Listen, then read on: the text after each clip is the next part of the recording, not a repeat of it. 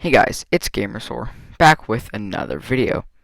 So in the last video, which was, I'm guessing about 2 weeks ago, I haven't checked, but probably a bit too long, we investigated this room of the lore lab, which had some interesting things in it, like the faces in soul sand, what the nether truly is, how updates happen, and my supposed ancient war between piglins and the villager ancestors.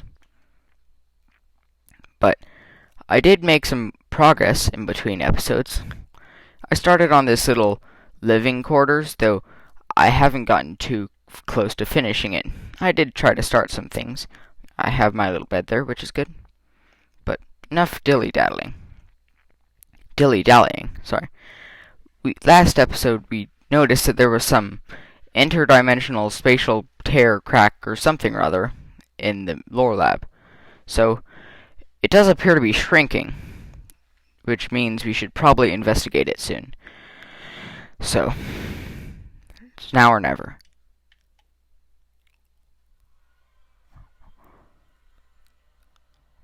Ah, yes. The end. A place that doesn't exist in the same realm as our own. A kind of distant cousin, if you would, of dimensions. Too far away dimensionally to be accessed by the nether, but still close enough to be accessed by the overworld. Okay. I'll probably have a video covering the end someday, but for right now, we're just going to investigate what it has to offer. And yes, the Warden and the Deep Dark. Now, these features haven't come out yet, so all of this is speculation, as always with my Lore Lab episodes. But for right now, I'm going to give my thoughts on what could possibly be, or possibly happen for the Warden and the Deep Dark. Now, the biome itself has an intended purpose to prolong the main game, I suppose, because, well, it's deep and it's dark.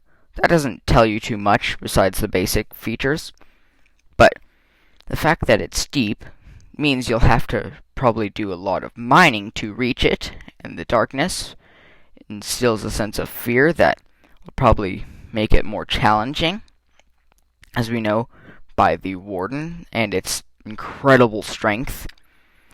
So, my thoughts on its intended purpose is to prolong the mid-game by making you have to mine a bit more, because it's possible for speedrunners to complete the game with doing barely any mining at all, which kind of defeats the purpose of the game itself being called Minecraft. Now, there have been some theories that we'll get to it via, whatever the pronunciation is, kind of portals or holes or some kind of way to get past bedrock through some structure or of some kind. I think that we will be able to access it, or that at some point there will be some kind of huge chunk gap where you'll have kind of one Y level and then another Y level. Well, here, to better explain what I mean. Right now, the sea level is at 64 on the Y coordinate, which was fine. It was about halfway there when the build limit was at 128. Now, the build limit being at 256 and possibly extending all the way up to 512 means that it'll be a quarter or an eighth of the way to build height. Now, that doesn't leave a whole lot of room for digging. But if we, let's say, move the sea level up to, well, let's say, better to explain, we rearrange the coordinate system so that instead of being 64, the y coordinate for sea level is 0, and we go up from there. But then we can go down, and it becomes a negative coordinate. Kind of like how the overworld has a negative y coordinate and not negative y, negative z and negative x coordinate in addition to positive x and z coordinates. So I think we might have the world not so much always be the world generation may not be increased to go really tall, but the build height might go a bit lower in the sense that you can now build past where you had been able to build before. Because at y level 0 currently, you can't build anything beneath that. But if we rearrange the coordinates so that sea level is 0, then we might be able to dig all the way up to negative 256, which I think would be a good way to rearrange the height and coordinate system. But I've spent enough time on that topic, so now it's on to a highly debated topic, the skulk sensor and other assorted skulk plants, along with their use in redstone. Now, a lot of people are saying that the skulk plants will completely eradicate the uses for pressure plates or tripwires. Now, the main usefulness of tripwires is as a vertical pressure plate, so that, let's say, an item or a mob was falling, you could detect that falling instead of just walking across, because you can't have pressure plates floating. Now, the skulk sensor would still detect the falling, but it wouldn't detect exactly where the mob or item fell. Things like pressure plates and or tripwires will still be useful for specific things, such as chicken randomizers, which was it's a fairly old redstone contraption, though I have seen it be used slightly recently, where you'd have a chicken in a small hole with a couple of pressure plates. Depending on how the chicken moved, it'd activate the pressure plates, or other assorted mob triggering items that are allowed to be triggered by mobs, rather, and it randomly put inputs in. So, I think while these skulk sensors are cool and will be able to detect motion, they won't completely get rid of a use for pressure plates and tripwire hooks, because we'll still need specific inputs to be there. Plus, if you had a skulk sensor that, let's say, detected motion to open a door, well, what if an arrow shot past you while you were running away from a skeleton? That could open a door, and maybe you didn't want the door to be opened. But with a pressure plate, you and only you, well, that's not completely true, you and a few other things would be able to activate the pressure plate, but wouldn't be as kind of, let's say, sensitive as the skulk sensors. Now, on to the topic you've been waiting for, the Warden. As you can see, I've done some armor stand art. Now, it's not the best, but I am fairly proud of it for my low skill, and for the Bedrock engine not being as capable of armor stand things. Plus, I don't have any add-ons or anything to make the armor stands pose in, positions I wouldn't be able to normally have them pose in, but that's besides the point. Now, we don't know too much about the Warden, and we don't know if its name is symbolic or even has any kind of purpose. For right now, we just know the Warden is incredibly strong and utterly terrifying. Now, it'll also be in the dark of the so-called deep dark, which will make its utter horror even more horrifying. Based on some calculations I've done, based on how many bow shots and or sword slashes, in addition to the power level of the bow shots, and the damage it did, by calculating the damage, which was, I believe, 6.5 hearts, multiplied by 20. Wait, that's not right. My apologies. Netherite armor protects you from 80% of incoming damage unenchanted. It did 6.5 hearts when it was attacking. So, if we multiply that by 4 and then add those two together, or, well, I guess I could have just multiplied by 5, you get an estimate that is around 35 and a half hearts, or about 61 points of damage, which is incredible considering that's even more than the Ender Dragon has.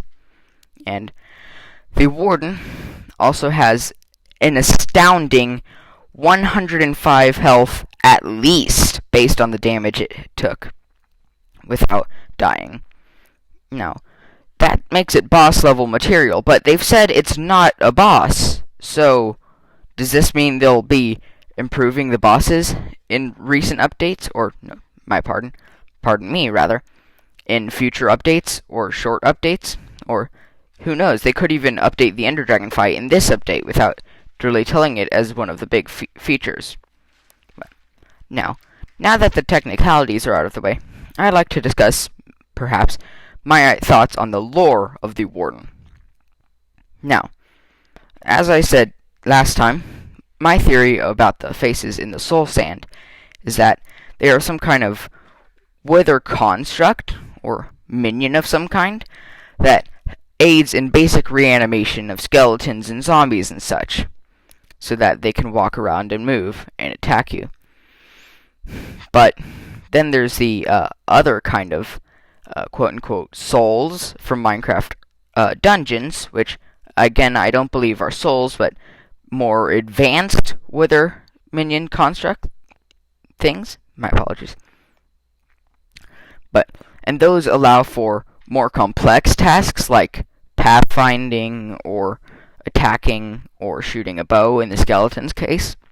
But, so, we can see from the Warden's design, not my Warden, but the actual Warden, that it has things oddly resembling the skulk sensors on its head, and it has what looks like to be a rib cage and or spine poking out.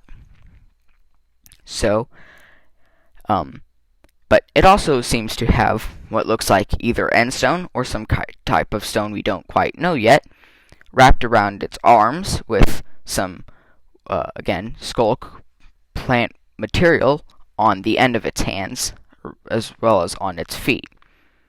Now, I'm not entirely sure whether the opening in its head is some kind of hood, or if it's a mouth. I think there's some debate on this, though I have seen it predominantly portrayed as a hood rather than a mouth of some kind. But either way, that's fairly interesting. So, we can't quite peer into the hood, and we haven't been told what's inside that, so that's anyone's guess. But my thoughts about its makeup. Okay, so it was a skeleton that was reanimated with the, wither sprites, the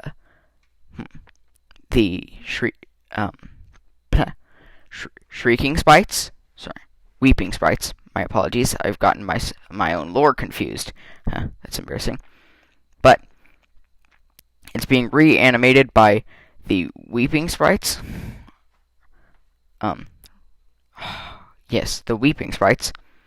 And then it has, well, in the time that the skeleton had fallen, it had all kinds of this skulk growth and endstone kind of grow over it. So, we know that the stalagmites and stalactites are intended to grow at some point. Don't worry, stalagmites and stalactites will be covered in a soon-to-happen video. But, so, I suppose the stone has kind of, not calcified, but fossilized over top of the skeleton, and that the skulk sensors have grown over it. But the fact that it can interface with the skulk sensor shows you it's not just like some kind of barnacle growth on a turtle or fungal growth on some kind of snail or something. No, it's actually a part of the creature. But aside from a few very isolated instances, we haven't seen too much of plants being used as part of the actual physiology of another creature. Usually, creatures and plants stay far away from each other, unless, in a case, a few mythical fantasy creatures are actually plants. But for the most part, creatures and plants stay separate. But the fact that some very plant-like organism, that's likely the skulk sensor, though it could be somewhat like the sea pickles in that it's a plant, or my bad, a creature that doesn't move. Because if you didn't know this, sea pickles are an actual creature that live deep in the oceans. They're filter feeders, so that means they filter stuff out of the water and eat it, and then expel the water back out. But they're somewhat like tube worms in that they don't move. The skulk sensors could be similar, though we wouldn't know how they quite, quote-unquote, eat. So my best guess is there's some kind of plant that feeds off either other plants or some kind of energy in the caves. But back to the Warden. My best guess on why it's here is that the overarching kind of wither nemesis itself brought it to life to stop players from reaching and killing its wither-controlled ender dragon. So the wither itself got tired and it's like, nah, I'm not having this. Reanimates the Warden to slow people's progress down, or at least make it more annoying, so its plans stay in motion for longer. Now, before I go, I wanted to mention one last thing about the skulk sensor. So, this isn't too big, but I think that the way the skulk sensor detects motion is by putting out some kind of mushroom spore that, well, it attaches to surfaces, and whenever the spores are disturbed, they all retract to the plant, and it detects the retracting as motion and sends out a signal. And the reason it can interface with redstone is, I believe, because being in the caves, it needs the redstone as some kind of mineral supplement for whatever its diet or feeding habits are, regardless of whether or not it's a plant. Anyway, that's not too important. But that's all I have for this video, really. Next episode, we'll be covering the lush caves and their possible implications for the game. Anyway, that's all for now. Gamer Saur, soaring out.